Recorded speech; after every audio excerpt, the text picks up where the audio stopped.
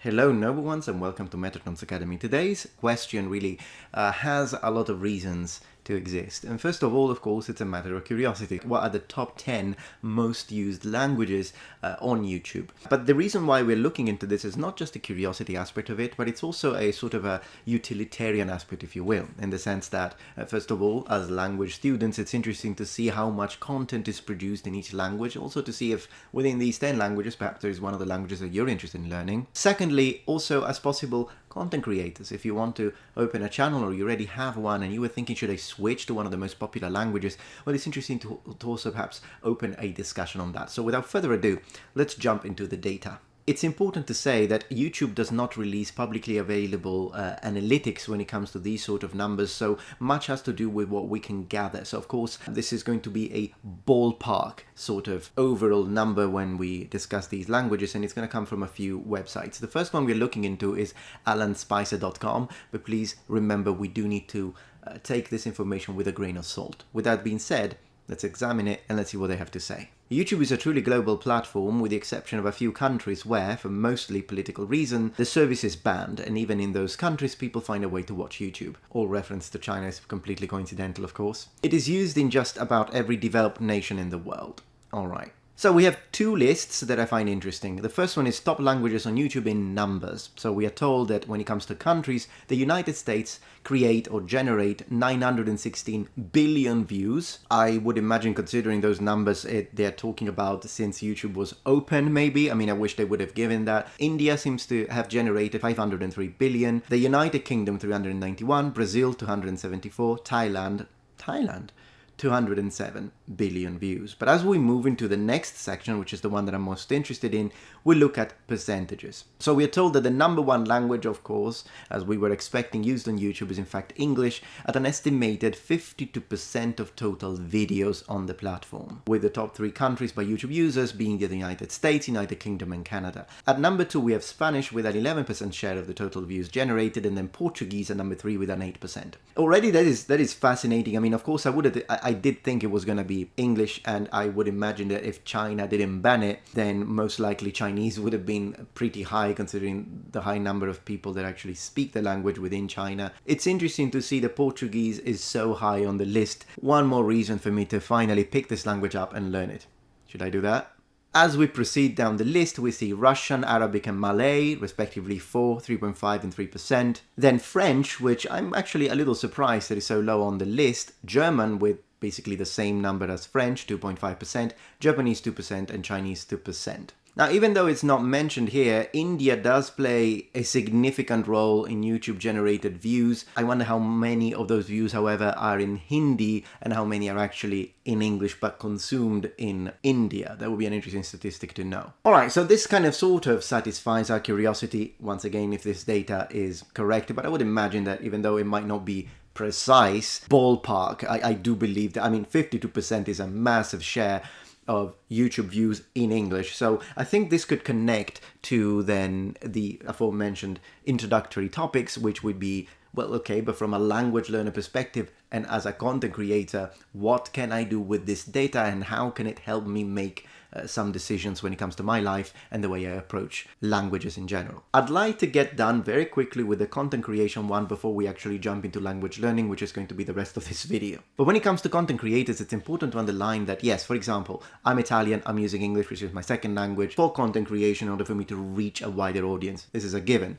With that being said, it's also important to underline that if English is not a language where you're fluent in and you're a content creator, I would stick to your own language and work on that specific market. And the reason why I'm saying that is because even though English allows you to reach a wider audience, you also have a massive competition, and it is difficult in our day and age to stand out as a creator within the English-speaking world on YouTube, on the net. On the other hand, for example, if you are a content creator who uses, let's say, a more niche language, for example, Italian, the audience, the pool of possible views you draw from is of course significantly smaller, but also is your competition. So there are pros and cons. And at the end of the day, if you are fluent in English, then I would say, yeah, why not just make a channel in English and see how it goes. But if you're not, I wouldn't really go out of your way to try and maybe read a script in front of a camera and make things particularly complicated for you, because I mean there are some benefits also with working with a less popular language on the net. But now let's talk about from the point of view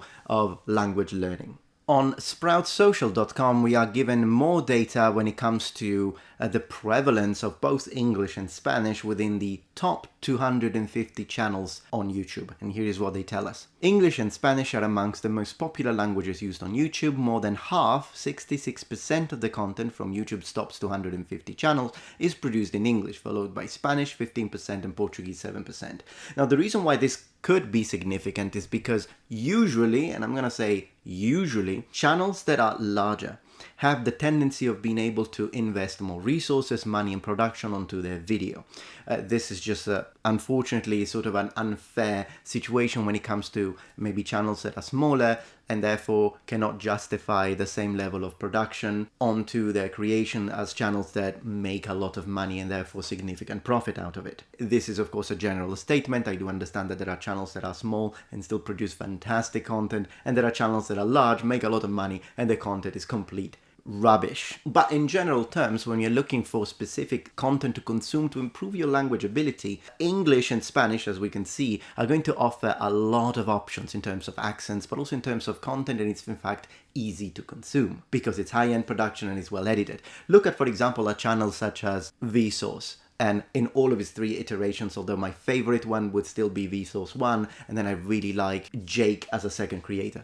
I learned a lot of high-end vocabulary, scientific vocabulary, and in general, a sort of more eloquent, but at the same time entertaining type of terminology, vocabulary and whatnot from these channels as I was consuming them over the years. And that is something that really helps you because, in other ways, learning by imitation, which is really the core topic where I want to get here, is one of the best ways to learn a language and improve because it's how we are hardwired to learn. Children learn by imitating first their parents and then in general the surrounding natives around them, both in terms of pronunciation, vocabulary and all of that. And the reason why I'm underlining this is because you should consider the fact that when you're trying to use YouTube as a platform to improve your English or improve your French or improve your Japanese, Mandarin, whatnot, it's important to consider the fact that even watching regular videos about science, theory, religion, mathematics, whatever you're into, video games, all of that works into building your vocabulary and listening ability. So it's not only the channels that actually do teach languages that will be considered language learning material, at least for me. Perhaps one thing that we could do if you're interested in the near future would be for me to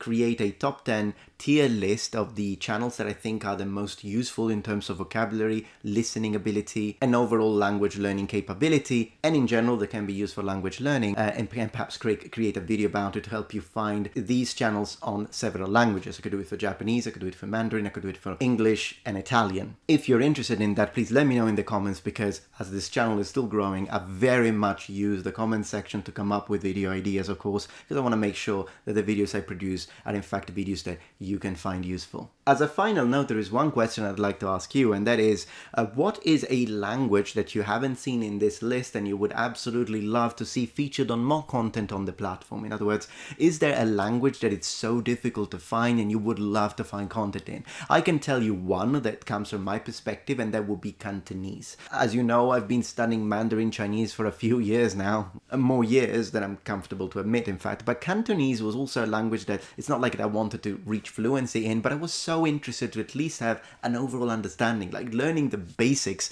to then compare it with Mandarin. I mean, it's something that I found particularly interesting, but it was so difficult always to find good production content on Cantonese on the platform. And in general, whenever you use even Google, how do you say this in Chinese, the first answer is always Mandarin. And you have to really go and dig to find good content that is highly produced, well made, that teaches you Cantonese. I did find a few videos, but they are very rare, and oftentimes they're videos that have been made like many years ago, and I don't see a lot of production on that direction. In fact, that could be something that I could collaborate with someone if once again is something you'd be interested in, and maybe create more comparative videos between Cantonese and Mandarin. I know that there are a couple of channels that used to do that. For example, Learn Chinese Now, which was one of the channels that I used to follow, but unfortunately he doesn't really produce much content anymore, at least the last time I checked. And everything that was Mandarin and Cantonese in comparison was only represented a very minority, a small section of his channel, which was instead entirely focused on Mandarin, which is great. I love learning Mandarin, and it's the language that I'm trying to reach fluency in at the moment, but a little extra on Cantonese would be nice, particularly if you're well structured. Is there a language like that in your experience that you've been trying to frigging find good content for and just couldn't? But absolutely let me know what you think in the comments. I would be very interested in learning more about that. And as always, thank you so much for joining Metatron's Academy.